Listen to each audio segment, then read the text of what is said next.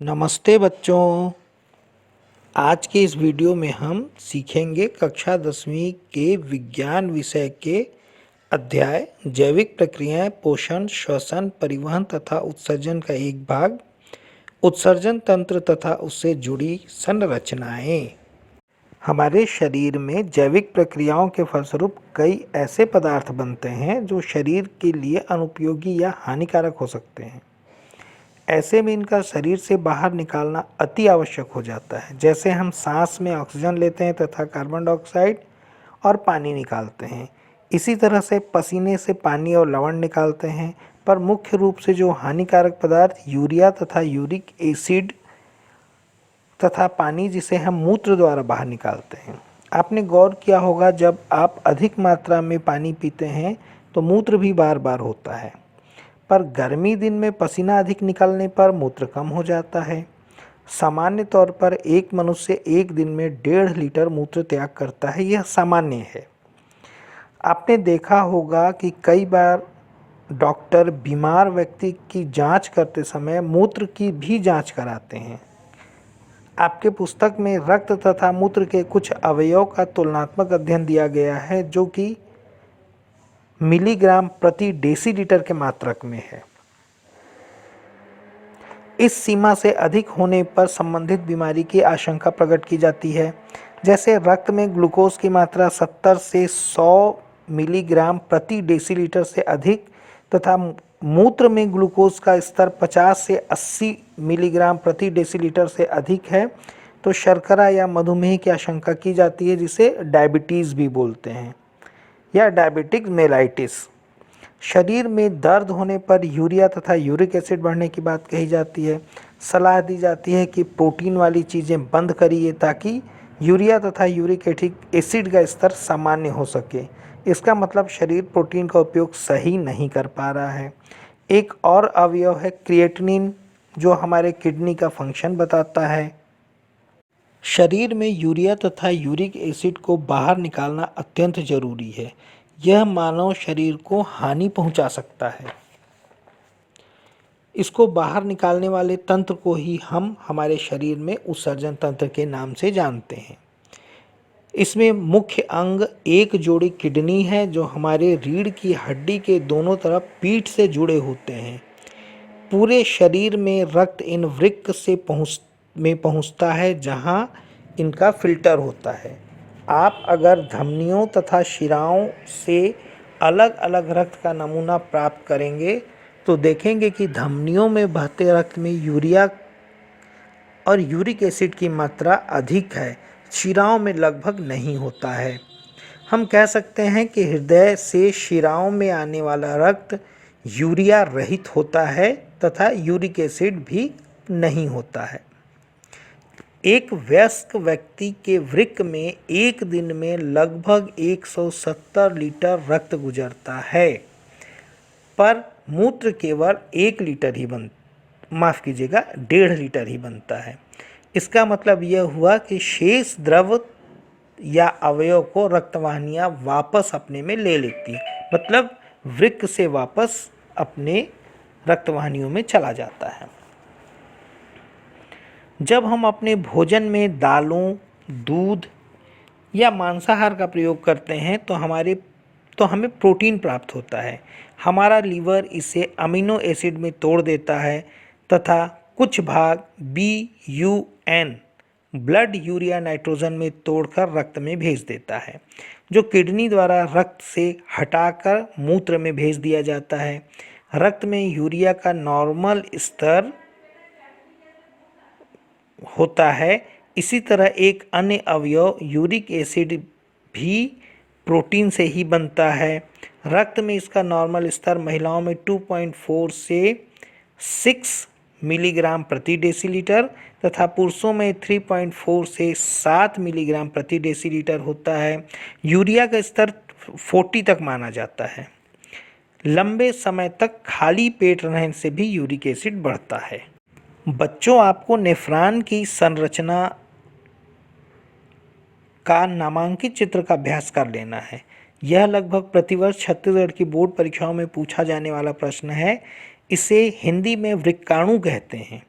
Nephron वृक्क की संरचनात्मक इकाई कहलाती है। प्रत्येक नेफ्रॉन में एक कप नुमा संरचना होती है जिसे वोमन संपुट कहते हैं। यह रुधिर कोशिकाओं के जाल से घिरी रहती है जिसे कोशिका गुच्छ कहते हैं। इस वोमन संपुट में एक नलिकाकार रचना निकलती है जो कुंडलित नलिका कहलाती है। यह नलिका फिर एक संरचना बनाती है जिसे हेनले लूप कहा जाता है। इसके द्वारा बनाने वाली कुंडलित संरचना को ही DCT कहते हैं जो रक्त वाहिनी में आकर मिलती है। एक अन्य महत्वपूर्ण बात है मूत्र निर्माण। हमारे शरीर की रक्त धमनियों में बहते हुए वृक्क की तरफ आती हैं जो वृक्क की धमनी द्वारा वोमन संपुट के कोशिका गुच्छ में चली जाती हैं। यहाँ रक्त का फिल्टर होता है। फिर छना हुआ रक्त जिसमें भरपूर मात्रा में रक्त ग्लूकोज एवं अमीनो अम्ल होता है क्रमशः हेनले लूप और कुंडलित नलिका से गुजरता है। यहाँ उपयोगी पदार्थ का अवशोषण कर रक्त में मिला लिया जाता है। अपशिष्ट पदार्थ यूरिया, यूरिक एसिड तथा पानी को मूत्रवाहिनी द्वारा मूत्राशय में एकत्र कर लिया जाता है। जब यह मूत्राशय भर जाता है तो मूत्र त्याग की इच्छा होती है और हम मूत्र त्याग कर देते हैं। इस व्यवस्था पर तंत्रिका तंत्र का नियंत्रण है, पर मूत्र त्याग पर ऐच्छिक नियंत्रण भी संभव है। एक अन्य है डायलिसिस। जब हमारा वृक्क काम नहीं करता है या हम जिसे बोलते हैं ना किडनी, जब यह किडनी काम नहीं करता है तो शरीर में यूरिया तथा यूरिक एसिड की मात्रा बढ़ने लगती है। गांव में ग्रामीण क्षेत्रों में विशेष करके जब सूजन पैर की तरफ से ऊपर बढ़ने लगता है तो आम तौर पे कहा जाता है कि उल्टा फुलान शुरू हो गया है। ये वही किडनी के सही ढंग से काम न करने के कारण होता है। मानव शरीर अस्वस्थ हो जाता है। इन हानिकारक पदार्थों को शरीर से बाहर निकालने के लिए जो व्यवस्था की जाती है उसे कृत्रिम डायलिसिस कहते हैं। इसमें शरीर के एक धमनी को मशीन जिसे डायलाइजर कहा जाता है में ले जाते हैं। यह मशीन यूरिया तथा यूरिक एसिड एवं अधिक पानी को फिल्टर कर शुद्ध रक्त को वापस सिरा में जोड़कर पुनः शरीर में भेज देता है। यह पूरी प्रक्रिया डायलिसिस कहलाती है। हमारा वृक्क या किडनी गहरे लाल रंग का और देखने में सेम के बीज जैसा होता है, इसलिए इसे बीन शेप्ड भी कहा जाता है। मूत्र में विसर्जित होने वाले अवयव के आधार पर भी जीवों का वर्गीकरण किया जाता है। ऐसे जीव जो मूत्र में अमोनिया को निकालते हैं अमीनोटैलिक होते हैं। 1 ग्राम अमोनिया बाहर निकालने के लिए लगभग 500 मिलीलीटर पानी की ज़रूरत होती है।